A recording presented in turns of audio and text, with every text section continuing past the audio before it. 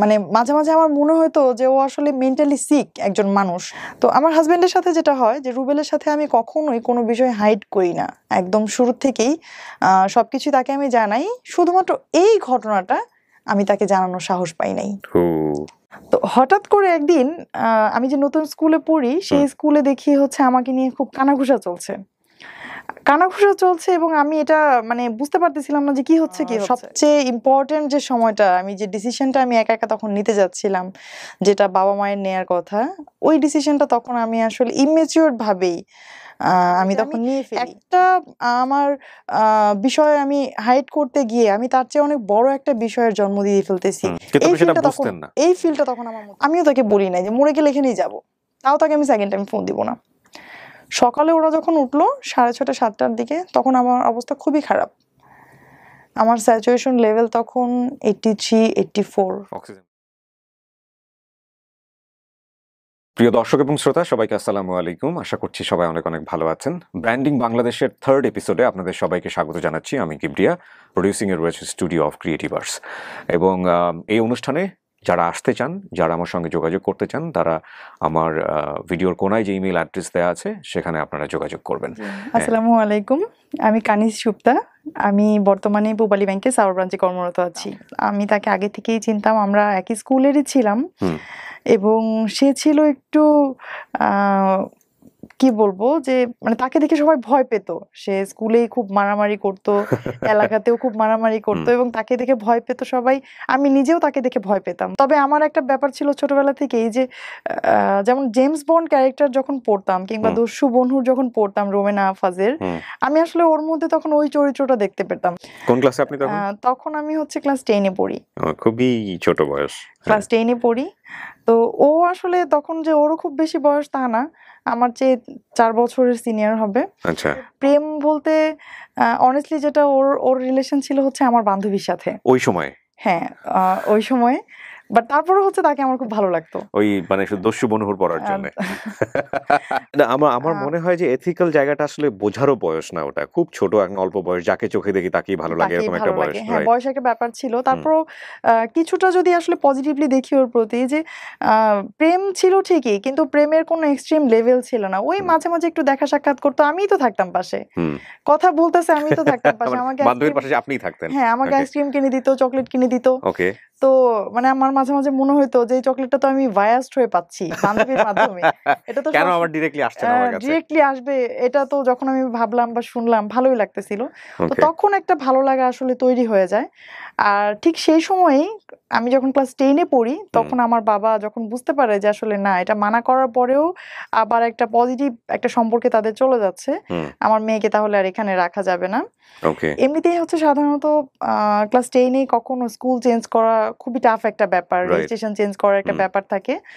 তো তারপরেও আমার বাবা কি করলেন, আমার বাবা ওই স্কুল থেকে আমাকে নিয়ে গেলেন হচ্ছে অন্য একটা স্কুলে। মানে ও সেম স্কুলে ও পড়তো? হ্যাঁ, সেম স্কুলেই ও ছিল। স্কুলে থাকে কিভাবে? স্কুলে না, সেম স্কুলে বলতে হচ্ছে ও আমার সিনিয়র, বাট আমার মাত্র 1 ক্লাস উপরে পড়তো। ওরা তখন এসএসসি এক্সাম দিবে এরকম। ও আচ্ছা আচ্ছা, ঠিক আছে, বয়সের গ্যাপ আছে, বাট ক্লাস 1 ক্লাস উপরে পড়তো। কিন্তু আপনার হচ্ছে যেটা বান্ধবী সরে গেল এটা জানার পরে নাকি? না, আসলে ওর সাথে শুধু বান্ধবী না, ওর সাথে স্কুলে অনেক মেয়েরই সম্পর্ক ছিল, সবই আস্তে আস্তে শেষ হয়ে গেছে। এটা কি আপনি কাট আপ করে দিয়েছেন নাকি? না, আমি কোনো কিছুই কাট আপ করি নাই। সম্পর্কগুলো এরকম যে 1 মাস 2 মাস থাকতো, তারপর হচ্ছে আবার শেষ হয়ে যেত। ওকে, এরকম। এটাও আপনার ভালো লাগতো? এটাও আমার ভালো লাগতো। আমি এগুলো সবই জানতাম। হ্যাঁ। অন্য স্কুলে নিয়ে যাওয়ার পর এইটা ছিল হচ্ছে সত্যিকার অর্থে যে মনের ভেতর থেকে প্রেমের অনুভূতি, যেটা ডিস্টেন্স যখন তৈরি হয়ে গেল, আমি তাকে দেখছি না, তখন আমার মনে হচ্ছিল আমি তো এখন নাই। আমি স্কুলে থাকলে তো দেখতে পারতাম সে কার সাথে কথা বলছে, সে কার সাথে কি করছে। হ্যাঁ, আমি সবকিছুই দেখতে পারতাম। আমি কিন্তু আসলে তখনও তার সাথে আমার কোনো প্রপোজাল দিয়ে যে প্রেম, যেটা সেটা হয় নাই। ওই সাইড থেকে কি কোনো নকটক ছিল যে না তোমাকে আমার ভালো লাগে? ওর থেকেও ছিল না। তো এতদিন যেটা ঘটতেছিল, এতদিন হচ্ছে ফ্যামিলি চাচ্ছিল যে কোনো ভাবে সেটা বন্ধ হয়ে যায়, এবং তখন পর্যন্ত কিন্তু আমার মধ্যে কোনো অনুভূতি ছিল না। বাট ফ্যামিলি যখন এটা বাদ দিয়ে দিল চিন্তা করা, আমার মধ্যে আসলে এটা তখন থেকেই কাজ করা শুরু করছিল। একটু খোঁজ খবর নিতাম আমার বিভিন্ন ছেলে ফ্রেন্ড ক্লাসমেট যারা আছে যারা ওইদিকে যেত আগের স্কুলের স্টুডেন্টদের সাথে যাদের কম বেশি কথাবার্তা হয় তাদের কাছ থেকে আমি খোঁজ নেওয়ার চেষ্টা করতাম। আমি শুনতাম যে সে নতুন হচ্ছে আমার বান্ধবীর পরেও হচ্ছে তার আরেকটা প্রেম হয়েছে এবং সে হচ্ছে ওই সম্পর্কের মধ্যে দিয়েই যাচ্ছে এবং এটাতে আপনার কিচ্ছু যায় আসে না। এবং না আমার আসলে এগুলো এটাতে কষ্টও লাগতো আমার না? আমার কোনো রকমই লাগতো না। হ্যাঁ, কোনো সে তো রকমই প্রেম লাগতো করবেই, না। সে তো প্রেম কুমার। হ্যাঁ। তখন বাই দ্য ওয়ে আমি একদিন একটা সুযোগ পাই যে আমার মামার মোটরসাইকেলটা নষ্ট হয়ে যায়। আমি যেদিন শুনি যে আমার মামার মোটরসাইকেলটা নষ্ট এবং আমাকে হচ্ছে হেঁটে যেতে হবে স্কুলে এবং আমি আমার নানু বাসায় থাকতাম পরের স্কুলে পড়াকালীন সময়ে। তো আমি তখন কি করলাম, সকালবেলা আমি খুব দ্রুত একটা চিঠি লিখলাম, খুবই ছোট একটা চিঠি লিখলাম। কার কাছে? চিঠি লিখলাম হচ্ছে ওর উদ্দেশ্যে। ওকে। একটা চিঠি লিখলাম। তখন পর্যন্ত ও জানে না যে আপনি ওকে পছন্দ করেন? না, তখন পর্যন্ত ও জানতো না।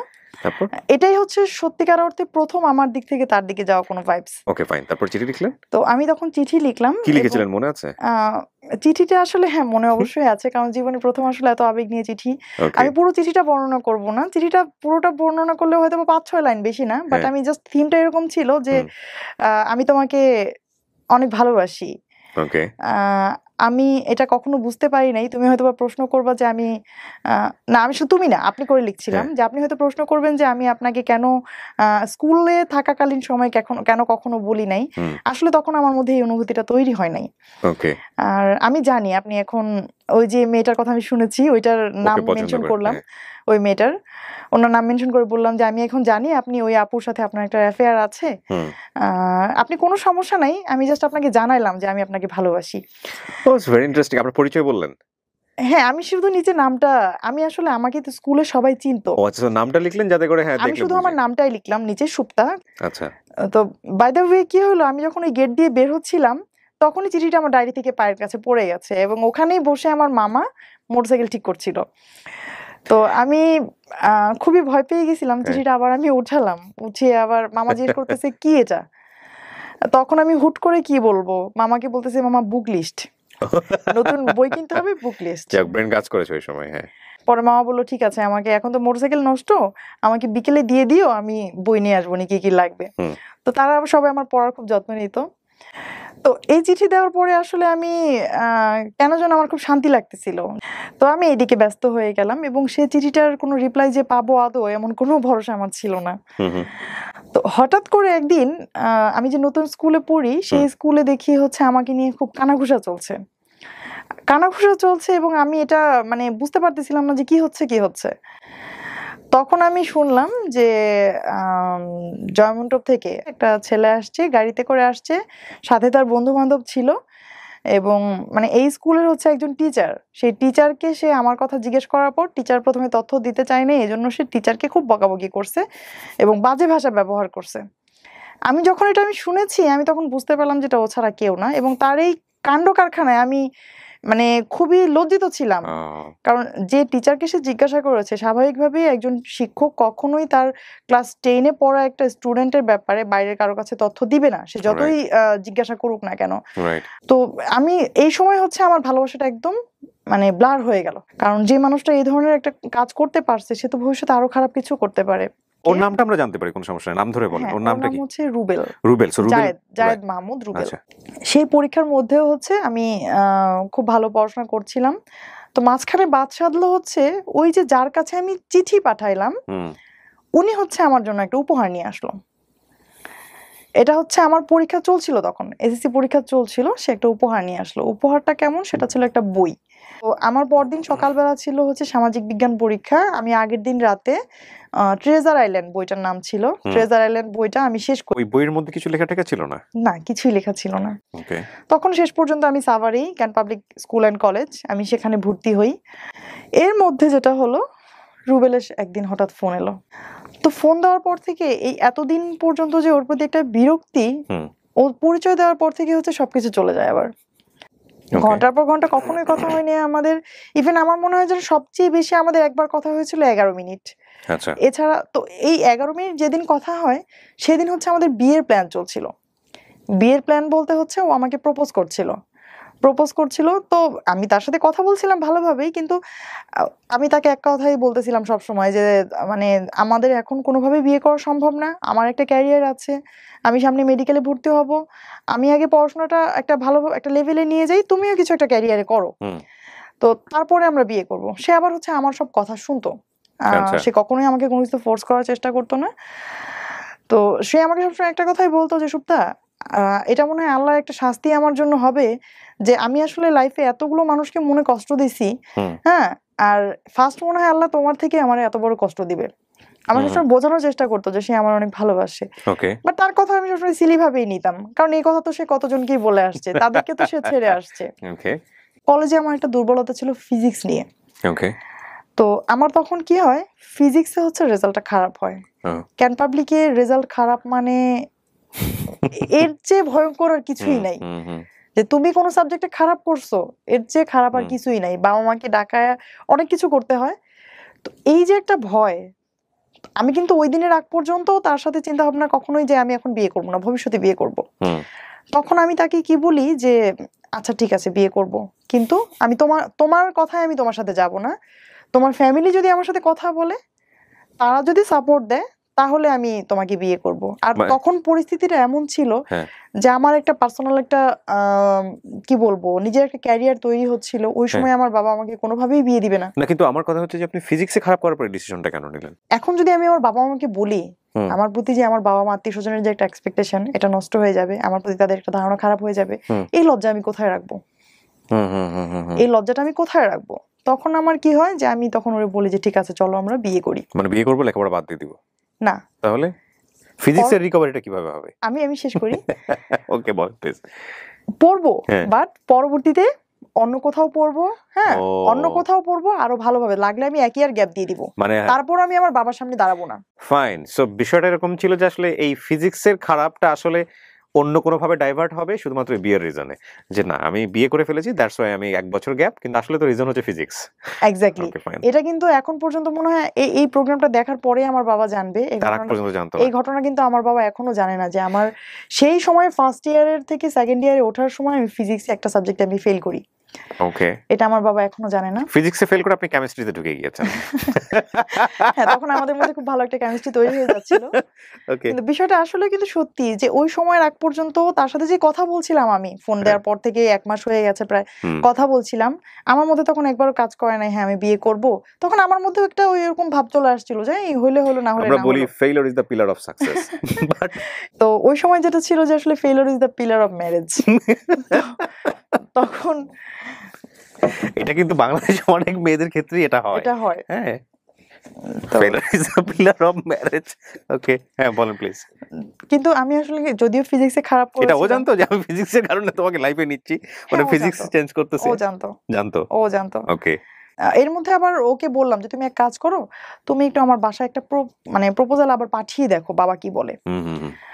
তখন ওদের বাসা থেকে সেকেন্ড টাইম একটা প্রপোজাল যায়, আমার বাবা ডিনাই করে দেয়। আর ডিনাই করার পর হচ্ছে তখন আমি আরো ভয় পেয়ে যাই যে কয়েকদিন পরেই তো আমার রেজাল্টের কথা জেনে যাবে, বিয়েটাও তো দিল না, এখন কি হবে? তখন আমরা সিদ্ধান্ত নিলাম যে হ্যাঁ আমরা বিয়ে করব। কিন্তু ওই যে কিছুক্ষণ আগে আমি বলছিলাম যে আমাদের বিয়েটা আসলে লাভ এবং ফ্যামিলি দুইটার কম্বিনেশন। কেন যে লাভটাও কিন্তু তখন খুব বেশি এক্সট্রিম লেভেলের তা না, মাত্র 1 মাস ধরে কথাবার্তা হচ্ছে আমাদের। আর ফ্যামিলি বললাম এই কারণে যে আমার বিয়েতে একটা পরিবার ছিল, তো তখন হচ্ছে ওর ভাই আমার সাথে আসে, ওর ভাই বলতে ওর বড় 2 ভাই। আমি কিন্তু ওর সাথে যাইনি। আমি যখন বাসা থেকে যেদিন বের হয়ে গেলাম এবং আমি যখন চলে গেলাম, এটা একটু ইন্টারেস্টিং, হুট করেই জাস্ট একদিন আগে আমার বার্থডে ছিল, 2 তারিখ, মে মাসের 2 তারিখে আমার বার্থডে ছিল। তো বার্থডেতে আমি আমার বাড়িতে আসি, আসার পর আমি আমার মার কাছ থেকে আমার সার্টিফিকেট গুলো নিয়ে নিই। এতদিন পর্যন্ত কিন্তু সবকিছু আমার মায়ের কাছেই ছিল আলমারিতে। তা আমার তো ভেতরে একটা অপরাধবোধ কাজ করছিলই যে আমি চলে যাব, কিন্তু যাওয়ার পর তো আমার ফিউচারটাকে আমার সাজাতে হবে, আর সার্টিফিকেট গুলো আমার তখন জরুরি। আর আমার তখন একটা এরকম ছিল ভেতরে যে আমার যদি এরকম আমি চলে যাই, সেক্ষেত্রে হচ্ছে যে আমার বাবা মা কখনোই আমাকে আর মেনে নিবে না। আর এদিক থেকে ও প্রস্তুতি রেখেছিল যে না ঠিক আছে, ও মেন্টালি প্রস্তুত ছিল এবং ও তার ফ্যামিলিকে জানাচ্ছিল এবং তার ফ্যামিলি সবাই খুব খুশি ছিল। ওকে, সবাই খুব খুশি ছিল। তো যেটা হয়েছে যে আমি প্রথমে আমার মার কাছ থেকে এগুলো নিলাম এবং সবসময় যে আমি বিদায় নেই, এবারে বিদায় নেওয়াটা ছিল একটু ভিন্ন রকম, কারণ ওরা জানতো না, আমি তো জানতাম যে আমি চলে যাচ্ছি। এটাই আমার বাসায় আমার শেষ শেষ দিন। তখন তখন আমার ছোট ভাইটার জন্ম হয়েছে ততদিনে। আমার ছোট ভাইটা তখন ছোট, 4 বছর 4.5 বছর বয়স হবে ওর। তো আমি আমার ছোট ভাইকে খুব আদর করি, আদর করে ওকে হচ্ছে কিছু চকলেট কিনে দিয়ে আসি আসার সময়। ওকে অনেকক্ষণ ধরে আদর করি। তখন আমার আম্মু বলতেছে যে আবার না আসবা সামনের সপ্তাহে, এত দেরি করলে হবে, তাড়াতাড়ি যাও। আমাদের হচ্ছে সাভারে একটা জায়গায় আমার বাবা আমাকে থাকার অ্যারেঞ্জ করেছিল একটা ওখানে ফ্ল্যাটে। থেকে আপনি পড়তেন? আপনার ফ্যামিলি থাকতো মানিকগঞ্জে? আমার ফ্যামিলি মানিকগঞ্জে সিঙ্গারে থাকতো। ওকে, তো আমি আবার প্রতি সপ্তাহে যেতাম সেখানে। আচ্ছা। ওই মাঝখানে 2-3 দিনে হচ্ছে এটা নিয়ে কথা হচ্ছিল যে কোথায় কি করব, এবং আমি সবসময় বলতেছিলাম যে দেখো আমি এক কাপড়ে আসবো, হ্যাঁ তুমি কিছু করো না, আমি যদি কোনো কিছু এভাবে নিয়ে আসি বাসা থেকে তাহলে সবাই বলবে যে আমি আমার এই টাকা পয়সা দিয়ে বা আমার অর্নামেন্টস সেল করে তুমি হচ্ছে তোমার মতো করে চলতেছো। ও তখন বলছে হ্যাঁ ঠিক আছে, তোমার কিছুই আনতে হবে না, শুধু তুমি আসো। তখন হচ্ছে যে সে আমাকে বলার পর এটা একটা মজার ব্যাপার যে আমি বড় একটা ব্যাগ গোছাই। ব্যাগ গোছাই বড় কেমন, ব্যাগ ভর্তি হচ্ছে আমার যত গল্পের বই উপন্যাস যত কিছু আমার আছে, যাদেরকে আমি খুব ভালোবাসি পরিবারের মতোই। আমি সেই ব্যাগ ভর্তি করে আমার একাডেমিক বই, গল্পের বই সবকিছু সার্টিফিকেট নিয়ে যাই। ইন এ ওয়ান ড্রেস, আমি যে ড্রেসটা পরেছিলাম তখন ও আর আমার শ্রদ্ধেয় বড় 2 ভাসুর আছেন আমার, তারা দুজন, এই 3 জন এবং ওর আপন মামা, তারা 3 জন আসেন। এসে হচ্ছে তখন আমার বাসার সামনে এসে গাড়ি রাখেন। আমি সাভারে যে বাসায় থাকতাম, আর ওই যে ফ্ল্যাটে যাদের সাথে আমি থাকতাম ওই ভাবি তখন বেডরুমে ঘুমাচ্ছিলেন, আর রুবেল তখন জাস্ট ফ্ল্যাটে ঢুকে আমার যে ব্যাগটা ছিল ওইটা তো আমি ক্যারি করতে পারতাম না, অনেক ওয়েট ছিল, বড় ব্যাগ। তখন সে শুধু ওই ব্যাগটা নিয়ে ওর নিচে চলে যায়, আর আমি আমার মতো অ্যাজ ইউজুয়াল যেভাবে বের হওয়ার কথা ওইভাবে আমি বের হয়ে চলে যাই, একদম সিম্পলি। হাতে শুধু ফোনটা ছিল। তখন হচ্ছে গাড়িতে ওঠার পর ফোনটা আমি সুইচ অফ করে দেই। তো এই হচ্ছে আসলে কি বলবো আমার লাইফের সবচেয়ে ইম্পর্টেন্ট যে সময়টা, আমি যে ডিসিশনটা আমি একা একা তখন নিতে যাচ্ছিলাম, যেটা বাবা মায়ের নেয়ার কথা, ওই ডিসিশনটা তখন আমি আসলে ইমেচিওর ভাবেই আমি তখন নিয়ে ফেলি। আমার পরীক্ষার রেজাল্ট খারাপ করব এটা বললে বাবা মা কষ্ট পাবে, এই যে ভয়টা, আসলে ওই ভয়টা থেকে তখন আমার বের হয়ে আসা উচিত ছিল। কারণ আমি যদি তখন বলতে পারতাম হয়তো আমার বাবা একদিন যেতেন টিচারের সাথে কথা বলতেন, এর চেয়ে বেশি কিছু হতো না। হয়তো আমার লাইফের অ্যাটলিস্ট একটা বছর নষ্ট হইতো না। যে ডিসিশনটা আমি নিছিলাম একটা বছর পরে আমি আবার নতুন কোনো ইয়েতে ভর্তি হব, সেখানে ভালো পড়াশোনা করব, এই ফিল্ডটা ঢাকে। বাট একটা ওই যে একটা কথা আছে না যে জ্বলন্ত চুলা থেকে গরম তেলের মধ্যে লাফ দেয়া বা গরম তেল থেকে জ্বলন্ত চুলায় লাফ দেয়া, এরকম একটা ব্যাপার ছিল যে আমি একটা আমার বিষয় আমি হাইড করতে গিয়ে আমি তার চেয়ে অনেক বড় একটা বিষয়ের জন্ম দিয়ে ফেলতেছি। এই ফিলটা তখন আমার মধ্যে ছিল না। তো যেটা হলো যে অ্যাজ ইউজুয়াল আমাদের বিয়ে হয়ে গেল কোর্টে, আর তখন আমার বয়স ছিল মাত্র 14+। ইন্টারে পড়ছেন আপনি, 14+ হওয়ার কথা না তো? হ্যাঁ 14+ বললাম এই কারণে যে আমি হচ্ছে যখন স্কুলে ভর্তি হই সেটা ছিল আমার অনলি 3 ইয়ার্স, ক্লাস 1-এ ভর্তি হই যখন আমি। সার্টিফিকেটও কি আপনার 14+ই ছিল? হ্যাঁ সার্টিফিকেট আমার 14+ ছিল। আমাকে দেখে কেউ বুঝতো না, কারণ ছোটবেলা থেকে আমি একটু ওভাল কি ছিলাম, লম্বা ছিলাম, বুঝতো না। আর আমার ভাসুর আবার আরেকটা কাজ করেছিলেন, উনি একটা এফিডেভিট করেছিলেন আমার এইজের, যেটা হচ্ছে বয়স বাড়িয়ে, এবং 24 ছিল তখন এই যে সেটা ইয়েতে ওই এফিডেভিট অনুসারে। তখন আমাকে তখন খোঁজাখুঁজি চলছিল। আমি অলরেডি কিন্তু ওদের বাসায়, যে আমি কোর্ট থেকে অলরেডি বিয়ে করে চলে এসেছি, খোঁজাখুঁজি চলছিল, এবং আমি তো খুব ভয় পেয়ে গেছি। তারা আমার সাথে যতই যোগাযোগ করতে চেষ্টা করছিল, আমি কারোর সাথে কথা বলবো না, ফোনে আমি কারোর সাথে কথা বলবো না, যা কথা বলার তোমরা বলো। আমার হাজবেন্ডকে বলছিলাম যে যা কথা বলার তোমরা বলো, আমি কোনো কথা বলবো না। আমি কথা বললে তো আমাকে জিজ্ঞাসা করবে যে এরকম কিছু করার আগে তো একবার বলতে পারতাম। তো তাদের সাথে হচ্ছে আমাদের ওই ঘটনার পর থেকে বাবা মার সাথে প্রায় 6 মান্থ আমার কোনো কথাবার্তা কোনো কিছুই হয় নাই, এবং আমার শ্বশুরবাড়িতেই হচ্ছে আমি ধীরে ধীরে অ্যাডজাস্টমেন্টে চলে যাই। আচ্ছা। এবং এরপর ফার্স্ট অবস্ট্রাগলটা যেখানে আসে, যাদেরকে আমি ডিপেন্ড করে আমি ওই বাড়িতে যাই, আমার ভাসুরা যারা আছেন তারা হ্যাপি যে ছোট ভাই বিয়ে করেছে, বউ পেয়েছি, এই পর্যন্তই তাদের দায়িত্ব। বাট আমার ফিউচার, আমার ক্যারিয়ার তৈরি কিন্তু তাদের দায়িত্বের মধ্যে পড়ে না। স্বাভাবিকভাবেই তারা কোনো কিছু না করলেও তাদেরকে ফোর্স করতে পারবো না। এদিকে তখন রুবেলও তো হচ্ছে কোনো আয় করতো না, স্বাভাবিকভাবেই একটা তখন দেখা যাচ্ছে খুব ছোট যদি কোনো নিডও হতো, যে 50 টাকা 100 টাকা নিডের কথা তাদের হলেও কাছে হাত হচ্ছে পাততে হতো। কাউকে না কাউকে বলতে হতো যে এই হুম। জিনিসটা আমার লাগবে। তো এই হুম। জিনিসটা খুব আমার ভেতরে কাজ করতো যে আমার নিজেকে খুব ছোট মনে হতো, যে কারণ এইরকম সিচুয়েশনে তো কখনো পড়ি নাই।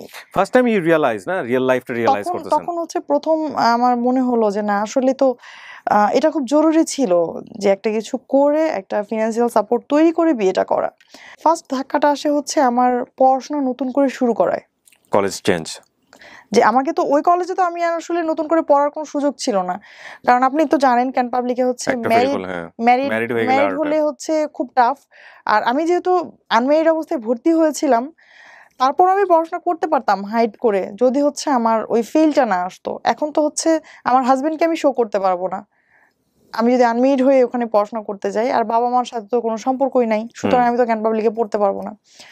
তখন এনিহাউ আমি নতুন একটা কলেজে ভর্তির সিদ্ধান্ত নেই। সিদ্ধান্ত নেওয়ার পর তখন কলেজে ভর্তিতে আসলে খুব বেশি টাকা লাগতো না, বর্তমান সময়ের পরিপ্রেক্ষিতে খুব বেশি টাকা লাগতো না, বাট ওই টাকাটাই তখন ওই মুহূর্তে আমার জন্য খুব টাফ হয়ে গিয়েছিল যে টাকাটা আমাকে কে দিবে, টাকাটা আমাকে কে দিবে। তখন হচ্ছে আমার ভাসুরদেরকে হচ্ছে আমার হাজবেন্ড বোঝায় যে ঠিক আছে অ্যাটলিস্ট ওকে ইন্টারমিডিয়েট পর্যন্ত পড়াও, ইন্টারমিডিয়েটটা পাশ করুক, তারপরে দরকার হলেও একটা প্রাইমারিতে ঢুকে যাবে বা কোথাও ঢুকে যাবে। তো তখন পর্যন্ত আমার ভাসুররা ওই হ্যাঁ নার মধ্যেই ছিল যে পড়বে কি পড়বে না। আসলে গ্রামে একান্নবর্তী পরিবার, তারা চায় একটা বউ, তারা তো কলেজের ছাত্রী চায় না। এটা খুব স্বাভাবিক যে তাদের দরকার বউ, তো বউ পড়াশোনা করবে, এটা আসলে তাদের জন্য খুব অনেক দূরের চিন্তা। আর এটা আমাদের গ্রামে কখনো হয়ও না যে একটা বাড়ির বউ পড়াশোনা করে, কারণ মেয়েরাই পড়াশোনা করে না কেউ ভালোভাবে ওই সময়ে। এই জায়গাটা থেকে হচ্ছে আমার আশেপাশে পরিচিত যারা ছিল, এক কথায় আমি যাদের কাছে মধ্যমণি হয়েছিলাম একটা সময়, আত্মীয় স্বজন পাড়া প্রতিবেশী, সবাই হচ্ছে তখন আমার হাজবেন্ড সম্পর্কে কিছু ব্যাড কমেন্টস করতো হচ্ছে যে ওদের সম্পর্কটা থাকবে না এবং ওই ছেলের সাথে কোনোভাবেই ও অ্যাডজাস্ট করতে পারবে না এবং তার ক্যারিয়ারটা শেষ হয়ে গেল, এই ধরনের বিভিন্ন কথাবার্তা বলতো, যেটা হচ্ছে ওকে খুব কষ্ট দিত। বাট আমার অভিজ্ঞতাটা তখন ধীরে ধীরে চেঞ্জ হচ্ছিল। এইরকম যে প্রেমিক হিসেবে সে যতটুকু খারাপ, একজন হাজবেন্ড হিসেবে সে তার চেয়ে শতগুণ ভালো। এটা আপনার মনে ফিলিংস, এবং আমার আস্তে আস্তে তখন ফিলিংটা আমার এরকম হচ্ছিল, এটা হচ্ছে সামহাউ এটা ও প্রুফ করার চেষ্টা করছিল। একদম ইনস্ট্যান্ট আমাদের বিয়ের দিন থেকে আমি যেটা দেখেছি, সে হচ্ছে টোটালি চেঞ্জ একজন মানুষ। আমি আগে যাকে চিনতাম এই রুবেল সেই রুবেল না। যে আমার শ্বশুরবাড়িতে হচ্ছে অনেক বড় উঠান ছিল এবং তখন পর্যন্ত কোনো কাজের লোক ছিল না, আর ওই কাজগুলো হচ্ছে বাড়িতেই যারা ফ্যামিলি মেম্বার তাদেরকেই করতে হতো। তো এটা হচ্ছে আমার বাড়িতে প্রায় 24 জন ফ্যামিলি মেম্বার ছিল ওই সময় আমার শ্বশুর বাড়িতে, এবং এদের যে রান্না বাড়ার একটা ব্যাপার, এদের খাবারের পর হচ্ছে থালাবাটি ধোয়ার একটা ব্যাপার, এগুলো কিন্তু অনেক বড় প্রেশারের একটা বিষয়, এবং এগুলো সব নিজেরাই করতে হতো। ওই সময় কিছুদিন কাজের লোক ছিল না। তো যেটা হয়েছে যে এগুলো করতে গেলে তো স্বাভাবিকভাবে আমার পড়াশোনা হবে না। তখন কি ও পড়াশোনা মোটামুটি কি বন্ধ করে দিয়েছে? একদম ও পড়াশোনা বন্ধ করে দিয়েছে, ইন্টারে থাকতেই মোটামুটি ড্রপ করে ফেললো নাকি? না, এসএসসির পরেই ও আর পড়াশোনা করতে পারেনি আমার জন্যই। তাহলে চিন্তা করে দেখেন, এখানে একটা ভয়ঙ্কর রকমের ডাইমেনশন আছে। সেটা হলো যে সে এসএসসির পরে পড়েনি, এরকম একটা সময় সে বিয়ে করেছে। এই বাসাতে পড়াশোনার কালচারটা মেয়েদের ক্ষেত্রে সাধারণত বাংলাদেশের সামাজিকতা যেরকম হয় গ্রাম বাংলাতে ওরকমই, যে বাড়ির বউ এত পড়াশোনা করে কি করবে। আবার এখানে আরেকটা কমপ্লেক্সিটি গ্রো করার একটা ব্যাপার আছে, সেটা হচ্ছে হাজব্যান্ড এসএসসির পরে পড়াশোনা করছে না, মেয়ে তখন ইন্টারমিডিয়েটে পড়ছে, এবং তাকে আবার ইকোনমিকের একটা ব্যাপার স্যাপার আছে যে সে যে সায়েন্সে পড়তো, সে সায়েন্সের সাবজেক্টগুলো প্রাইভেট পড়াতে পারবে না। সো পড়াশোনা বন্ধ হয়ে যাওয়ার জন্য যতগুলো রাস্তা ওপেন থাকার দরকার, এখানে সব কিছু ওপেন আছে। কিন্তু ঘটনা কি ঘটেছে সেটা খুব ইন্টারেস্টিং, এবং আপনারা কিছুটা বুঝতেই পারছেন কারণ উনি এখন পূবালী ব্যাংকে আছে, তার মানে উনি নিশ্চয়ই পড়াশোনা করেছে। গল্প আমাদের শেখানো না, গল্প আরও অন্য জায়গাতে, একটু মনোযোগ দিয়ে শুনতে হবে। বলেন প্লিজ। এবং বিয়ের পরে যে ফিনান্সিয়ালি ক্রাইসিসটা চলে আসে, তখন এমন একটা পর্যায়ে চলে আসে যে হয় হচ্ছে ওর এসএসসি পরীক্ষার এক্সামগুলোতে অ্যাটেন্ড করার জন্য টাকা জমা দিতে হবে, অথবা আমার কলেজে ভর্তি হতে হবে।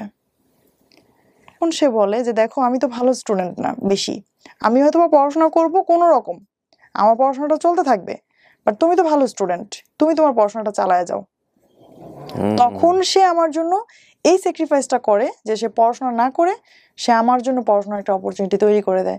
অথচ সে কিন্তু এটা বলতে পারতো, বা আমিও তাকে বলেছিলাম যে এক কাজ তুমি করো, পড়াশোনা করে কি হবে, যে তুমি এসএসসিটা করো, আমি দরকার হয় একটা বছর আমি ওয়েস্ট করি, একসাথেই আমরা কলেজে ভর্তি হব, ততদিনে একটা ফিনান্সিয়ালি একটা সাপোর্ট আসতে পারে, এরকম প্রপোজ আমি তাকে করেছিলাম। বাট সে আমাকে বলছে না, আমি চাই না তোমার লাইফের সময় নষ্ট হোক, সে আমাকে এরকম বলতো। তো আমার হাজবেন্ড যেটা করতো, আমার যাতে কোনো ঝামেলা না হয় এবং আমাকে যেন কেউ পড়াশোনার জন্য বলতে না পারে যে ও কলেজে গেছে, এজন্য হচ্ছে আমরা বাড়িতে এই কাজটা হয় নাই। ও কি করতো, অন্ধকার থাকতে ফজরের আজানের আগে যখন কেউ উঠতো না, তখন উঠে সে হচ্ছে ওই উঠানটা ঝাড়ু দিত, পুরো উঠানটা। আপনার হাজবেন্ড? আমার হাজবেন্ড, যে হচ্ছে সারা জীবন স্কুলে মেয়েদের পেছনে ঘুরেছে, যে হচ্ছে স্টেজে গান গেয়েছে, হ্যাঁ মারামারি করেছে, মানুষ তাকে দেখে ভয় পেত, সে এইরকম কাজ করতো আমার জন্য, যে কেউ দেখার আগে, যখন কেউ না দেখতো তখন হচ্ছে সে পুরা উঠানটা ঝাড়ু দিত। এবং সেই উঠানটাও কিন্তু অনেক বড়, প্রায় ৪৫% জায়গার উপর আমাদের বাড়ি, চতুর্দিকে দোতলা এবং মাঝখানে অনেক বড় উঠান। ওরে বাবা! এবং সেই উঠানটা অনেক বড়, এক কথাই ৪৫% অনেকে বুঝবে না, ১ বিঘার প্রায় ১.৫ বিঘার কাছাকাছি। এই উঠানটা ঝাড়ু দিতেও প্রায় ২৫ থেকে ৩০ মিনিট লেগে যায় স্পিডে ঝাড়ু দিলেও। তো সেই কাজটা সে করতো। আসলে অনেকটা স্কুলের মতোই দেখতে, চতুর্দিক থেকে দোতলা, হ্যাঁ চতুর্দিকে দোতলা, এবং ডিজাইনটা অনেকটা স্কুলের মতোই, যে কোনো রুমের সাথে কোনো অ্যাটাচড বাথরুম নাই, একদম প্রত্যেকটা লাইনের শেষে হচ্ছে ওয়াশরুম, পুরোনো আমলের জমিদার বাড়ির মতো একদম। তো ওদের কিন্তু ফ্যামিলি ওয়েলদি ছিল, ১.৫ বিঘা জমির উপর বাড়ি হলে ওয়েলদি হওয়ার কথা, এবং গ্রাম অঞ্চলে। কিন্তু ও হচ্ছে স্যাক্রিফাইস গুলো করতো, কারণ হচ্ছে ওর পার্সোনাল কোনো ইনকাম ছিল না, এটা ওর মধ্যে খুব কাজ করতো, যে এটা নিয়ে যেন কেউ কিছু কখনো বলতে না পারে। তো সে যখন ওই উঠানটা ঝাড়ু দিত, এমনও হয়েছে কখনো যে আমি ঘুমিয়ে আছি, আমি জানি না সে যে উঠান ঝাড়ু দিচ্ছে, আমি জানি না। তো সে হচ্ছে এগুলো করতো, করে সকালে যদি কেউ জিজ্ঞেস করতো কে করছে, বলতো যে সুপ্তা কলেজে যাওয়ার আগে এগুলো সব শেষ করে গেছে। ওই যে বললাম যে আমি যখন স্কুলে ওকে চিনতাম যে সময়টাতে, সে সময়টাতে ছিল হিরোর মতো, কল্পনায় হিরোর মতো, তার স্টাইল ছিল অন্যরকম। হিরো এখন বাসন মাজছে, তার হিরো এখন উঠান ঝাড়ু দিচ্ছে। C this is the change. এবং এগুলো কিন্তু সংসার জীবনে খুবই গুরুত্বপূর্ণ। কেন বলছি, একটু সামনের দিকে যখন আমরা যাব তখন বুঝবো আর কি। জি বল প্লিজ। কলেজে আসতে হচ্ছে মানিকগঞ্জ থেকে সাভারে জার্নি করে, আমি তখন কনসিভ করেছি। আর ওই সময়টাতেই হচ্ছে জার্নিতে একটা প্রবলেম ছিল, আমাদের সিঙ্গারি রোডে যারা মানিকগঞ্জবাসী যারা, তারা জানেন যে আমাদের সিঙ্গারের যে রোডটা, এটা কি পরিমাণ ভাঙা ছিল, যে পুরো গাড়িটা একটা ভাইব্রেশন মুডে। আমি তখন হচ্ছে কলেজে আসতাম প্রতিদিন। তখন সে একটা সময় তার ব্যবসার পাশাপাশি সে কি করলো, সে একটা বাইক নিল, সে হচ্ছে আমাকে, এটা আমার জন্যই নেয়া, তার মানে ঠিকমতো পৌঁছে দেওয়ার জন্য। এবং সে বাইকটা নিয়ে শুধুমাত্র হচ্ছে আমাকে কলেজে পৌঁছে দিয়ে সে কলেজের বাইরেই দাঁড়িয়ে থাকতো। কেন, যে তাকে যদি আবার ফেরত যেতে হয় এই ১৫-২০ মাইল জায়গা, সে যদি আবার যায়, তার বাইকে একটা তেল খরচ হবে অতিরিক্ত, আবার আমাকে আনতে হবে, আরেকবার তেলটা খরচ হবে। তখন সে কি করতো, ওইখানেই বসে থাকতো। তার কিন্তু নিজেরও তখন একটু ব্যবসা শুরু হয়েছে, সে ওইখানেও তার প্রচুর থাকা দরকার, তার কোনো কর্মচারী ছিল না, সবাই জানতো, কিন্তু ও হচ্ছে কখনো ফিজিক্যালি কারোর সাথে পরিচয় হতো না। আচ্ছা, এটা একদম মানে আমার আরো খারাপ লাগতো, যে আমার কোনো বান্ধবী, বন্ধু, কোনো টিচার, কারোর সাথে তুমি কেন পরিচয় হও না? ওর একই কথা যে তুমি দয়া করে আমাকে কারোর সঙ্গে পরিচয় করাই দিবা না, পরিচয় করার যখন সময় হবে তখন আমিই বলবো হ্যাঁ আমাকে তুমি পরিচয় করায় দাও। তো সে তখনও যাইতো না, দেখা যাচ্ছে আমার টিচাররা দাঁড়ায় আছে, সে দূরে দাঁড়ায় আছে, আমি তার সামনে কথা বলতাম না, কারণ হচ্ছে যে মানা করছিল যে তাকে যেন আমি কারোর সামনে প্রেজেন্ট না করি। টিচাররা চলে যাচ্ছে, তারপর আমি আবার তার বাইকে চলে যেতাম, মানে জাস্ট একটা গাছের তলায় মেইন রোডের পাড়ে সারাদিন গাড়ি যাচ্ছে, ধুলো যাচ্ছে, সে ওখানেই বসে আছে। আমি তাকে বলতাম মাঝে মাঝে যে পাশে নদী আছে, তুমি তো একটু ওদিকে ঘুরে আসলেও পারো। তো সে বলতো না, আমার ঘুরতে ভালো লাগে না, আমার বসে থাকতে ভালো লাগে। একটা মানুষ, আপনি চিন্তা করেন আপনি কতক্ষণ বসে থাকতে পারবেন, কয়দিন বসে থাকতে পারবেন? সে আমার প্রেগনেন্সির পুরো সময়টা সে হচ্ছে ওখানে বসে থাকতো। ইভেন বিলিভ করবেন না, একদম ছোট একটা বাচ্চাদের মতো, যে একটা মা যেমন তার সন্তানের পেন্সিল আছে কিনা, রাবার আছে কিনা, প্লে নার্সারিতে পড়ুয়া একটা বাচ্চার খেয়াল রাখে, ওই বাচ্চার কিন্তু কোনোদিন এটা ভাবতে হয় না আমার পেন্সিল নাই, আমার কলম নাই। ইভেন স্টিল আমি যখন সেই সময়টাতে পড়াশোনা করতাম, আমার কোনোদিন এটা মানে ওকে বলতে হয় নাই যে আমার একটা পেন্সিল লাগবে, একটা জ্যামিতি বক্স লাগবে, একটা খাতা লাগবে। Beautiful husband. সে সবকিছু চেক করে সময়ের আগে সে সবকিছু নিয়ে আসতো আমার জন্য। তো আমার হাজবেন্ড হচ্ছে আমাকে কখনো পরীক্ষার হল থেকে বের হয়ে কখনো জিজ্ঞেস করতো না আমাকে যে তোমার এক্সাম কেমন হয়েছে। আমি ওকে বলতাম যে আমি যে পরীক্ষা দিচ্ছি তোমার তো কোনো ফিল নাই। পরে বলতেছে কেন? আমি বলি আমি ফেল করলেও তোমার কিছু আসা যায় না, পাশ করলেও কিছু আসা যায় না। পরে বলি এরকম কেন বলতেছো? পরে আমি বলি যে এই যে আমি পরীক্ষা দিয়ে বের হই, তোমার কি কখনো মানে জানতে ইচ্ছা হয় না যে আমার পরীক্ষাটা কেমন হয়েছে? তখন সে আমার উত্তর দিল একদিন যে কষ্ট তো আমি করছি, এজন্য আমি জানি ফলাফল ভালো হবে। Very good. আমার ছেলেটার জন্য মা ছিলাম আমরা দুইজনেই ধরতে গেলে। আমি হচ্ছে ওর বায়োলজিক্যাল মা, আর আমার Mental হাজবেন্ড growth ছিল বা হচ্ছে ওর physical. মেন্টালি বা ফিজিক্যালি বাবা। ও আসলে মায়ের দায়িত্বটাই পালন করতো। বিউটিফুল। যে ওকে খাওয়ানো থেকে শুরু করে ওর যে ক্লিনিং এর একটা ব্যাপার থাকে, ওকে গোসল করানো থেকে শুরু করে, এখন হয়তো অডিয়েন্সরা অনেকেই ভাবতে পারে যে ও হয়তো বা কিছু করতো না এই জন্য এটা করছে। আসলে তখন কিন্তু ও কিছু করতো। করছে, হ্যাঁ। ওর নিজের বিজনেস দাঁড়িয়ে গেছে এবং সেখানে ওকে, ওর বিজনেস বলতে হচ্ছে ওর একটা খামার ছিল এবং সেই খামারেও কিন্তু ওকে অনেক পরিশ্রম করতে হতো। প্রচুর পরিশ্রম করতে হয় ও খামারে। প্রচুর কিসের পরিশ্রম খামার একটা ছিল? ছিল। ওর একটা মুরগির খামার ছিল। প্রচুর পরিশ্রম করতে প্রায় হয়। ২,৫০০ মুরগির পোল্ট্রি। একটা হ্যাঁ। খামার ছিল এবং Wow. ২,৫০০ মুরগির টেক কেয়ার ও একা করতো। ওর কোনো হেল্পিং হ্যান্ড ছিল মানে না। পুরাটাই প্যারাডাইম শিফট বলে যেটাকে, মানে ইউটার্ন নেয়া, যে এরকম মানে শীষ দেওয়া রোমিও যার অনেকগুলা ব্যাকগ্রাউন্ড, ওখান থেকে পুরাপুরি একদম মানে 100% টার্ন করে একেবারে ফ্যামিলি ম্যান। ফ্যামিলি ম্যান মানে কি, মানে মানে একদম এ ক্লাস পাওয়া ফ্যামিলি ম্যান, যদি ওনার কথা আমরা বিলিভ করি। ওকে, বলেন তারপর। মানে মাঝে মাঝে আমার মনে হতো যে ও আসলে মেন্টালি সিক একজন মানুষ, তা না হলে আসলে এইভাবে কেউ বাচ্চার টেক কেয়ার করতে পারে না। মানে বাচ্চার ব্যাপারে সে এত বেশি কনসাস ছিল যে বাইরে কেউ আসলে সে বাচ্চাকে মানে তার কোলে দিতে ইতস্তত বোধ করা, যে দেখা যাচ্ছে আত্মীয় স্বজন আসছে বা গ্রামে তো এরকম থাকে যে ছোট বাচ্চাকে কেউ কোলে নিচ্ছে বা আসছে, সে দিত না। আবার সে আরেকটা কাজ করতো যে আমি যখন হসপিটাল থেকে আমাকে বাসায় নেওয়া হয় বাচ্চার বার্থের পর, তো ওই অবস্থায় তো আসলে ছেলে মানুষ সাধারণত বাচ্চাদেরকে কোলেই নিতে একটু মানে হিমশিম নিতে খেয়ে পারবে যায়। কি পারবে না, হ্যাঁ। তো আর এমনিতে তো ন্যাচারালি গ্রামে একটা বিলিফ থেকে যায় যে 40 দিন পর্যন্ত বাচ্চাকে কোথাও বের করা হয় না। হ্যাঁ। আর সে যেটা করতো ওই হসপিটাল থেকে আনার 2-1 দিন পরে, অর্থাৎ আমার বাচ্চার বয়স যখন 7 থেকে 8 দিন, তখন সে আমার বাচ্চাকে নিয়ে ঘুরতে যেত বাইরে। সে কোলে করে ড্রেস ট্রেস পরিয়ে সে ঘুরতে নিয়ে যেত বাইরে, এবং বাইরে সবাইকে নিয়ে দেখাতো যে এটা আমার ছেলে। ডেকে যেটা ডেকে কিন্তু ওই দেখাতো। বয়সে একটা লজ্জা পাওয়ার ব্যাপার। এক্স্যাক্টলি। কারণ আমি এটাই বলতেছি যে সাধারণত এতটুকু মানুষ বাবা হয়েছে এটা তো আসলে সে আরো একটু হাইড করে রাখে shy feel করার কথা। স্বাভাবিকভাবে। তখন হচ্ছে আমি আইনে ভর্তি হই। লতে? হ্যাঁ, আমি লতে অনার্স করার জন্য ভর্তি হই হচ্ছে প্রাইম বিশ্ববিদ্যালয়ে। ওকে। আমি বাসায় না থাকলে সে টেক কেয়ার করতো। আবার বেশিরভাগ সময় হচ্ছে আমার বাচ্চাটাকে যেটা করতাম অনার্সে পড়াকালীন সময়ে, যে আমার বাবার বাড়িতে তখন একটু একটু সম্পর্ক ভালো হয়েছে তাদের সাথে, যে তাদের কাছে আমার বাচ্চাটাকে আমি দিয়ে আসতাম সকালবেলা আমার ইউনিভার্সিটিতে যাওয়ার পথেই। আমি তখনও সেই মানিকগঞ্জ থেকেই মিরপুরে এসে ক্লাস করতাম প্রতিদিন। প্রাইম ইউনিভার্সিটিতে? মানে আমার জার্নির সময়টা আসলে শেষ হয় নাই, জার্নিটা চলছেই। মাঝে মাঝে এমন হয়েছে যে বাসে আমি আসছি, আসার আগে আমি আমার বাবার বাড়িতে কাউকে ফোন করে বললাম যে আমি আসতেছি, তোমরা একটু স্ট্যান্ডে দাঁড়াও, আমার ক্লাসে লেট হয়ে যাবে। ওরা হচ্ছে আসতো স্ট্যান্ডে এবং ওই জানলা দিয়ে হচ্ছে আমি আমার বাচ্চাটাকে নামিয়ে দিতাম। এই দৃশ্যের অনেকেই সাক্ষী আমাদের এলাকায় যারা আছে, তারা সবাই হচ্ছে আমার ছেলেটাকে নিয়ে হাসাহাসি করতো যে ও তো হচ্ছে জীবনে যতবার মানে ঘরে ঢুকেছে তার চেয়ে বেশিবারও হচ্ছে বাসের জানলা দিয়ে নামা ওঠা করছে। But you never give up. একটা মানে মজার বিষয় হচ্ছে যে এত স্ট্রাগলের মধ্য দিয়েও এই ভদ্রমহিলা কোনো গিভ আপ করেন নাই নিজেকে, যে না আমি ঠিক আছে বাচ্চা হয়েছে কিন্তু আমি লেখাপড়া থেকে সরে যাব, বাট নট লাইক দিস। লেখাপড়া থেকে সরে নাই, এবং নিশ্চয়ই লাইফে একটা এম ছিল। লতে পড়ছিলেন কেন আপনি? জি, আমি আইন বিষয়ে পড়াশোনা করছিলাম হচ্ছে, আমি সবসময় বিচারক হওয়ার স্বপ্ন দেখতাম, আমি এখনো দেখি সেটা। ওকে, ফাইন, লেটস কন্টিনিউ। তারপর ওকে, আমার একটা কোশ্চেন চলে আসছে, মানে কোশ্চেনের অ্যান্সারটা তো সবারই জানা। দেখেন, আপনার হাজবেন্ড ইন্টারমিডিয়েট পাস করে নাই, এসএসসিও করেনি, এসএসসিও পাস করে নাই, সে আপনাকে এতদূর পর্যন্ত পড়তে দিল? এটা আমাদের সামাজিকতার জায়গা থেকেই প্রশ্নটা। কখনো কোনো কোশ্চেন করেনি নাকি ইন্সপায়ার করেছে? আমার হাজবেন্ড আসলে শুরু থেকে যেটা করেছে যে ও আমার জন্য সবসময় ইন্সপিরেশন ছিল।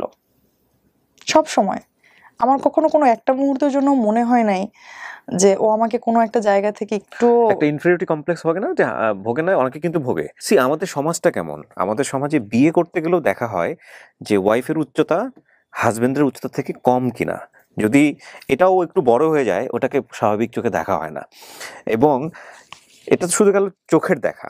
আপনি যদি আসেন এবার এই পড়াশোনা বা ক্যারিয়ার, এমন একটা জব করছে হাজবেন্ড যেটাতে হাজবেন্ড কম ইনকাম করে ওয়াইফের জায়গা থেকে, কিংবা বা আপনার এডুকেশনের দিক থেকে হচ্ছে ওয়াইফের চেয়ে পেছানো, এই বিষয়গুলো কিন্তু আমাদের সামাজিক দৃষ্টিকোণ থেকে অনেক বড় ব্যাপার অনেক বড় এবং ব্যাপার, সংসারেও অনেকেই কিন্তু প্রশ্ন অনেক করে। ধরনের কমপ্লেক্সিটি গ্রো করে। আপনার ক্ষেত্রে এরকম কোনো কিছু হয় নাই? আসলে আমাদের ক্ষেত্রে কখনো এরকম কেন হয়নি যে ওই যে পড়াশোনা না করার যে বিষয়টা ওর, এটা হচ্ছে ও বলতে হয়তো বা কখনো কখনো ফিল করতো এরকম যে কারোর সামনে বলবা না, এই কারোর সামনে সেম বলবা না। প্রশ্নটা আমি ওনাকেও করব, ওনার অ্যান্সারটা আমি নিয়ে নেই, হ্যাঁ, দেখি উনি কি বলে। হ্যাঁ, কারোর সামনে বলবা না, বাট আমি যেটা করি একদম শুরু থেকে এখন পর্যন্ত খুব গর্ব করেই বলি আমার হাজবেন্ড পড়াশোনা করে নাই। কারণ আমি এরকম আমার অনেক বান্ধবীদেরকে দেখেছি যাদের হাজবেন্ড মাস্টার্স পাস এবং অনার্স শেষ করে ওদের বিয়ে হয়েছে, ওদের হাজবেন্ড হচ্ছে ওদেরকে পড়তে দেয়নি। পড়তে দেয় নাই। পূবালী ব্যাংকে আমি যখন জয়েন করলাম, ও যেটা বলছিলাম যে এর মধ্যে আমার আমি 4টা ব্যাংকে পরীক্ষা দেই আর হচ্ছে আরেকটা জুডিশিয়ারিতে পরীক্ষা দিই। তো 4টা ব্যাংকে আমার জব হয়ে যায়। জব হয়ে যাওয়ার পর পূবালী ব্যাংকে আমার পোস্টিং হয় হচ্ছে আমার বাসার খুব কাছে। সে কারণেই আপনি এই ওখানে। জন্য হচ্ছে আরেকটা ব্যাংকে যেটা হয় আমার এর চেয়ে ভালো একটা পদে জব হয়, কিন্তু আমি শুধুমাত্র বাড়ির কাছে, এই জন্য আমি এই শাখাতেই জয়েন করি পূবালী ব্যাংকে। তখন আমি একটা বিউটি কন্টেস্টে আমি নাম দিলাম। তো আমার হাজবেন্ডের সাথে যেটা হয় যে রুবেলের সাথে আমি কখনোই কোনো বিষয় হাইড করি না, একদম শুরু থেকেই সবকিছু তাকে আমি জানাই। শুধুমাত্র এই ঘটনাটা আমি তাকে জানানোর সাহস পাই নাই। অনেকেই দিবে না, আপনার এক্সপ্লেন করার দরকার নেই, বাংলাদেশের নাই আমি মনে করি এটা দিবে না, অনেকেই দিবে না। হ্যাঁ, যখন হচ্ছে আমি সেমিফাইনালে চলে গেলাম, এখন তো এটা টিভিতে প্রচার করছে, রেগুলার টিভিতে দেখাবে, প্রচার হবে, কখন আবার দেখে ফেলে, দেখলেই তো চিন। তখন যদি কোনো প্রশ্ন করে এখন আমি কি করব, বলতে তো হবে, জানাতে হবে। তখন আমি ওকে একদিন সাহস করে এরকম বললাম যে রুবেল, আমাকে কেমন লাগছে, একটা সুন্দর ড্রেস পরার সামনে দাঁড়ায় বলতেছে আমাকে কেমন লাগতেছে। পরে ও বলতেছে যে ও আবার এমনিতে হচ্ছে আমাদের মধ্যে কম, যে একটা আছে যে ওই কাউকে খুশি করার জন্য কিছু বলা, যে তোমাকে অনেক ভালোবাসি বা তোমাকে অনেক সুন্দর লাগছে, এই বিষয়গুলো আমাদের মধ্যে কম, শুরু থেকেই কম। তো ও তখন আমাকে বললো হ্যাঁ হ্যাঁ এটা এটা এরকম হয়েছে, এটা এরকম হয়েছে। তো বললাম যে সব মিলে কেমন, সুন্দর লাগছে না পচা লাগতেছে, এটা বলো। তো বলতেছে হ্যাঁ সুন্দর লাগতেছে। তো বললাম আচ্ছা ধরো আমি একটা বিউটি কন্টেস্টে এখন আছি, হ্যাঁ আমি বিউটি কন্টেস্টে আছি, তুমি শুনলা, হ্যাঁ তখন তোমার অনুভূতি কি হবে?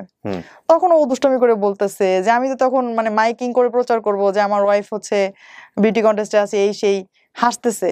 তখন আমি বললাম যে রুবেল যদি সিরিয়াসলি এরকম শোনো, তখনও আস্তে আস্তে করে হচ্ছে ওই হাসিটা থেমে গেল। সিরিয়াসলি শুনবো মানে কি?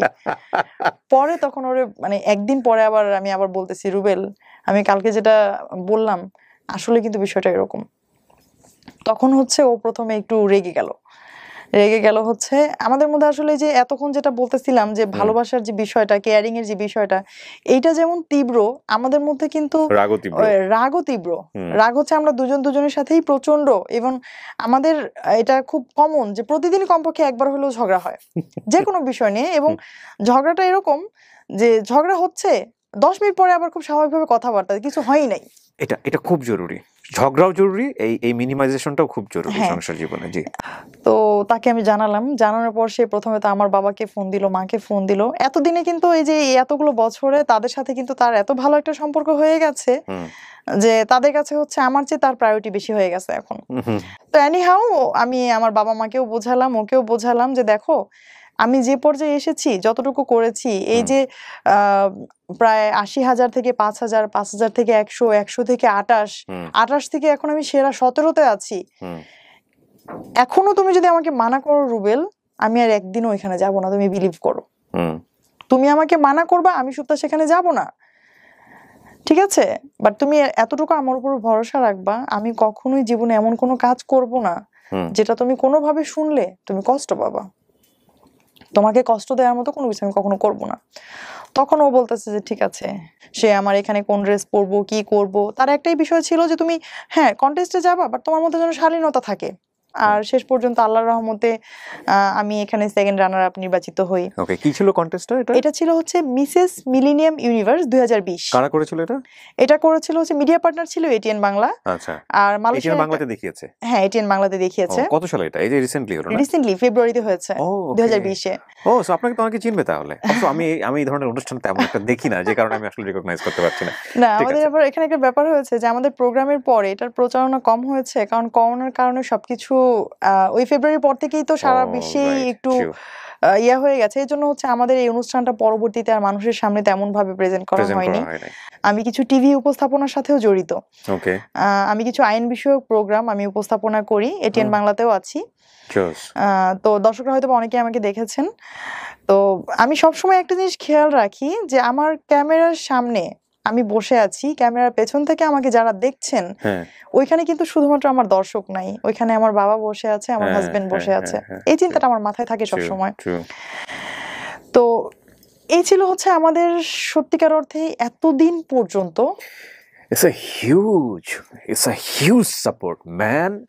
আমি চিন্তা করতে পারি না যে একটা মানুষ যে লেখাপড়া বেশি দূর যেতে পারেনি সে তার ওয়াইফকে এত বড় সাপোর্ট দিয়ে গেছে, এবং সবচেয়ে এক্সট্রিম লেভেল। বাংলাদেশে উনি যেটা বলছিল যে মিডিয়া সম্পর্কে সাধারণ মানুষের যে conception, that is absolutely true. কেউ এরকম একটা কমপ্লেক্স সিচুয়েশনে আছে মিডিয়া সম্পর্কে একটা অবজারভেশন, সেখান পর্যন্ত এই ভদ্রলোক সাপোর্ট দিয়ে গেছে যে ঠিক আছে আমার ওয়াইফ সেখানেও কাজ করবে।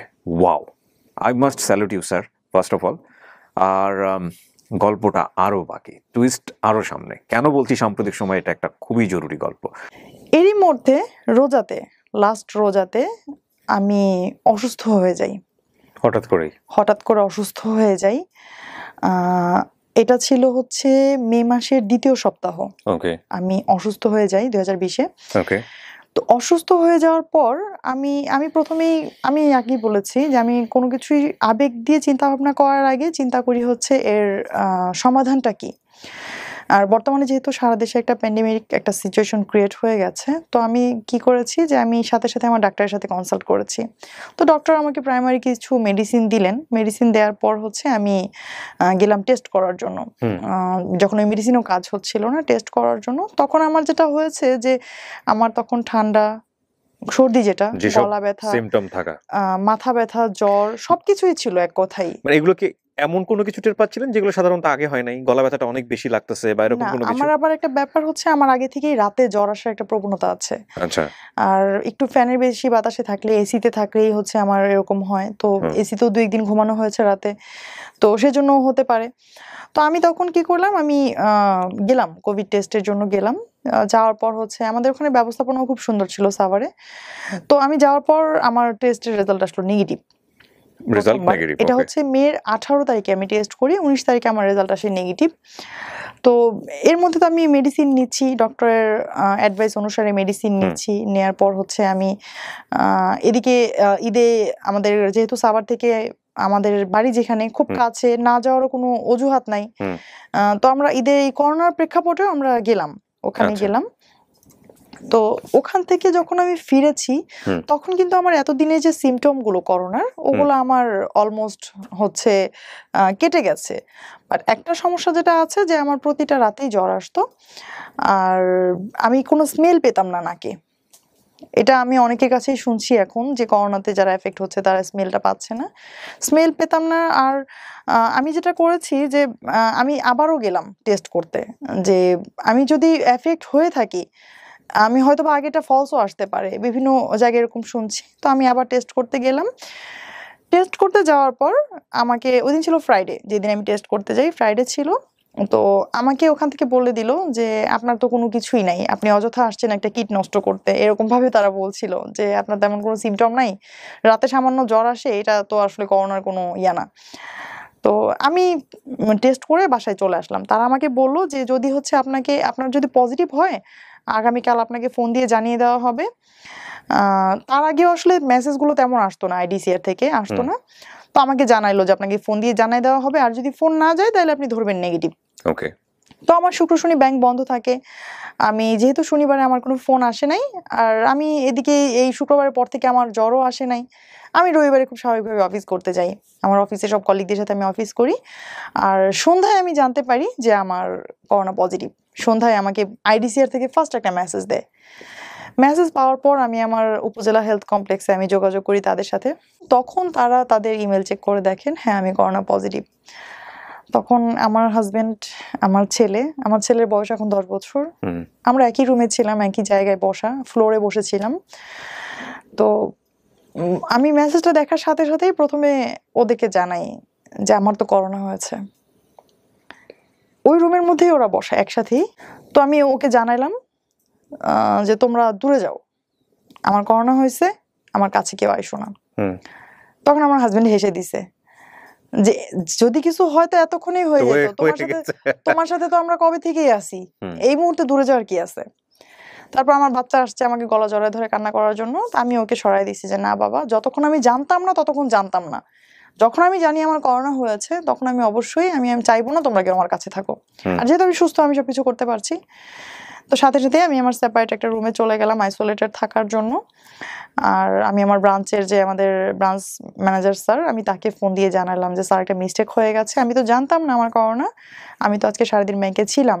আর আমি যে সেকশনে কাজ করি ব্যাংকে, আমি বিদ্যুৎ বিল সেকশনে কাজ করি, এইখানে হচ্ছে প্রতিদিন আমাকে শত শত মানুষকে ডিল করতে হয়। তো উনি আমাকে সাথে সাথে যেটা করলেন যে আমার ভেতর থেকে যে একটা গিল্টি ফিল হচ্ছিল অফিসে আসার জন্য, উনি সাথে সাথে এটা করে দিলেন যে আপনি তো জানতেন না, আপনি কেন মন খারাপ করছেন, আপনি শোনেন, আপনি আমাকে এভাবে বলছিল যে কানিজ আপনি মনোবল হারাবেন না, আমরা জানি আপনি স্ট্রং একজন মানুষ, আপনি দ্রুত রিকভার করবেন। তো উনি হচ্ছে সাথে সাথে আমাদের হায়ার অথরিটিজে যারা আছেন তাদেরকেও জানালেন, এবং অফিস থেকেও আমাকে বেশ ভালো সাপোর্ট দিচ্ছিল মেন্টালি। আর বাসায় আমি যেটা করলাম, আমি সাথে সাথেই আলাদা রুমে চলে গেলাম। আমার বাইরে থেকে হচ্ছে আমার হাজবেন্ড, তারপর হচ্ছে আমার বাসায় একজন ভাতিজি আছে আমার, ওরা দুইজনই হচ্ছে আমাকে খুব সাপোর্ট দিত। আর আমার ছেলের সাথে হচ্ছে আমি ভিডিও কলে কথা বলতাম, ওকে আমার রুমের সামনে আমি আসতে অ্যালাউ করতাম না, অন্য রুমে থাকতো, সেখান থেকে ভিডিও কলে আমরা কথা বলতাম। এবং ওরা সবসময় সবাই চাইতো যে আমি যেন খুব হাসি খুশি থাকি। তো আমার হাজবেন্ড বলতো যে না, কোনো কিছুই হবে না, তুমি দরজা লাগানোর প্রয়োজন নেই, তোমার ভেতরে একা খারাপ লাগবে। তো আমি রুমের ভেতরে থাকতাম, ওরা কি করতো, জাস্ট রুমের সামনেই বসে থাকতো, আমি যতই মানা করতাম যে দূরে যাও, ও ওখান থেকে যাইতো না। ওই দিন আবার কি হয়েছে, ওই যে আমি যেটা বলছিলাম যে আমাদের প্রায়ই ঝগড়া হয়, করোনার মধ্যেও সেটা থেমেছিল না। ওই দিন হচ্ছে তার সাথে আমার একটু ঝগড়া হয়েছে ঘুমানোর আগে, এবং তার সাথে জিদ করে আমি আমার রুমে সেদিন মশা টশি কিছু টানাই নাই, ওইভাবে ঘুমাইছি। এবং এটা সে খুব তার ইয়াতে লাগছে যে আমি কেন এইগুলো করলাম, আমি এমনিতে অসুস্থ, আমি কেন এই জিদটা দেখাইলাম। সে হচ্ছে ফোন দেওয়ার পরে, সে হচ্ছে 3-4 বার ফোন দেওয়ার পর সে একবার উঠে আসছে। উঠে আসার পর আমি তাকে বলছি আমার বুকে অনেক ব্যথা করতেছে রুবেল, আমি কি করব। আমি তখনও জানি না যে এটাই হচ্ছে শ্বাসকষ্টের বলতেছি যে আমার বুকে খুব ব্যথা করতেছে, আমার দম বন্ধ হয়ে আসতেছে, আমি শ্বাস নিতে পারতেছি না। এমন বলতেছে পানি খাও, পানি খেয়ে ঘুমাও, ঠিক হয়ে যাবে। কথা বলে ওর আগের সাথে চলে গেছে। ঠিক আছে, এটা একটা যে সারা এই যে 4-5 দিন ধরে আমি বাসায় 31 তারিখ থেকে 5 তারিখ পর্যন্ত এই কয়দিন সে কিন্তু ওইখানেই আমার প্রত্যেকটা প্রয়োজন সে সেকেন্ডের আগে হাজির করতো। আমি তাকে বলার পরও হচ্ছে সে চলে গেল। আমিও ওই অভিমান থেকে তাকে আর ডাকি নাই। আচ্ছা, আমি আর তাকে ডাকি নাই। আমার মধ্যে হচ্ছে আসলে ভালোবাসা পেতে পেতে এমন একটা অবস্থা তৈরি হয়ে গেছে যে সামান্য একটু এদিক হলেই না আমার সেটা সহ্য হয় না। আমিও তাকে বলি নাই যে মরে গেলে এখানেই যাবো, তাও তাকে আমি সেকেন্ড টাইম ফোন দিব না। সকালে ওরা যখন উঠলো 6:30-7টার দিকে, তখন আমার অবস্থা খুবই খারাপ। আমার স্যাচুরেশন লেভেল তখন 83-84 অক্সিজেন লেভেল। আমার বাসায় অক্সিমিটার ছিল, বারবার দেখছিলাম। তো সকালে যখন আমার ওই যে ভাতিজি জিজ্ঞেস করলো যে মামুনি তুমি কিছু খাবা, আমি তখন কথা বলতে পারতেছি না, তখন হচ্ছে ওকে জাস্ট আমি ওই অক্সিমিটারটা চেক করে ছুঁড়ে দিলাম। তো ওই তখন লেখাটা ছিল, ও বলতেছে বুঝতে পারতেছে না। পরে আমি বললাম যে রুবেলকে দেখাও। পরে আসার পর তখন ও রুমের ভেতরে আসলো, এসে আমার সিচুয়েশনটা আবার মেপে দেখলো এই অবস্থা। সাথে সাথে তো হচ্ছে হয়ে গেছে যে আল্লাহ আমি কি করলাম। তখন হচ্ছে দ্রুত ডক্টরের সাথে কনসাল্ট করলো, আমাদের যে উপজেলা হেলথ কমপ্লেক্সে যারা ছিলেন তাদের সাথে কথা বললো, অ্যাম্বুলেন্সের সাথে কথা বললো, সবার সাথে কথা বললে অলমোস্ট তখন আমাকে নিয়ে গেল হাসপাতালে। তো তারা বারবারই ওকে বলতেছে যে আপনি যে যাচ্ছেন বা আপনি যেতে চাইছেন, আপনি তো শতভাগ এফেক্ট হবেন। হ্যাঁ, তখন ও বলতেছে যে হ্যাঁ আমি এফেক্ট হব, আমি এটা মেনে নিয়েই যাচ্ছি। তখন হচ্ছে সে আমার সাথে হসপিটালের উদ্দেশ্যে গেল, এবং কুর্মিটোলা জেনারেল হসপিটালে আমি অ্যাডমিট হই। বাচ্চাটা তখন কোথায়? আমার ছেলেটা তখন আমার ওই ভাতিজির কাছে, ও তো অঝোর কান্না করছিল। তো শুরুতে এরকম সিচুয়েশন ছিল যে আমাকে হসপিটালে পৌঁছে দিয়ে আমার হাজবেন্ড বাসায় চলে যাবে। তো প্রথম দিন সে চলেও যায়, আমাকে পৌঁছে দিয়ে সবকিছু গুছিয়ে অক্সিজেন দিয়ে সে চলে যায়। বাট যেটা হয়েছে যে আমার সাথে যে পেশেন্টটা ভর্তি হইলো, আমি হচ্ছে এই তাড়াহুড়োতে, আর এখন তো করোনার সময় করোনা ডেডিকেটেড যে হসপিটালগুলো আছে ওখানে হচ্ছে এখন কিন্তু বেড পাওয়া খুব টাফ, আর কেবিন পাওয়া তো আসলে আরো টাফ। তো খুব চেষ্টা করার পরেও কেবিন পাওয়া হয়নি, আমি ওয়ার্ডেই ছিলাম, ফিমেল ওয়ার্ডে। তো সেই ওয়ার্ডে আমার সাথে যে পেশেন্ট ভর্তি হইলো, আমরা একই সাথে লিফটে উঠছিলাম, একটা স্ট্রেচারে আমি আর একটা স্ট্রেচারে ওই মহিলা, এবং ওই পেশেন্টটা বেডে যাওয়ার পর উইদিন 5 মিনিটস সে মারা যায়। ও মাই গড, আপনি নিজের চোখে দেখেছেন? আমার সামনে মারা যায় সে। মানে এদিকে আমার শরীরের এই অবস্থা, আমাকে অক্সিজেন লাগায় রাখা, আমি দেখতেছি আমার পাশে একজন মানুষ মারা গেছে, আমার পাশে কেউ নাই, কারণ আমার হাজবেন্ড তো আমাকে ভর্তি করে দিয়ে সবকিছু দিয়ে চলে গেছে। সন্ধ্যার পর আরেকজন মারা গেল ওই ওয়ার্ডে। এটা হচ্ছে 5 তারিখ সন্ধ্যার কথা, 8টার দিকে আরেকজন মারা গেল, ভোর রাতে আরেকজন। এগুলো সব চোখের সামনে দেখা? চোখের সামনে দেখা। আর ও হচ্ছে জেনে শুনে বুঝে ও আমার সাথে থাকার সিদ্ধান্ত নেয়। এক ডক্টর তখন ওকে প্রশ্ন করেন যে, ভাই আপনি যেখানে আছেন আপনার ভয় লাগে না? তখন সে উত্তর দিছে এরকম যে, আমার নিজ হাতে সাজানো বাগান নষ্ট হয়ে যাচ্ছে, সেখানে মরে যাবো, এটা আর কেমন ভয়। সে হসপিটালে আমার সাথে ছিল, আর ধীরে ধীরে আমি ওখান থেকে সুস্থ হয়ে যাই, আর আল্লাহর রহমতে তার টেস্ট করা হয়, সে নেগেটিভ ছিল।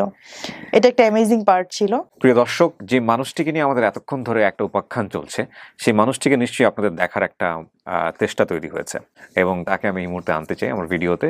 আপনি যখন ওনাকে নিয়ে এসে ভর্তি করালেন, উনি যখন যখন আপনার হচ্ছে সায়েন্স থেকে আর্টসে আসলো, তখন আপনি আপনার পরীক্ষা চাইলে দিতে পারতেন, আপনি পরীক্ষা বন্ধ করে সেই ফিস দিয়ে ওনাকে ভর্তি করিয়েছিলেন। জি জি। কেন করিয়েছিলেন?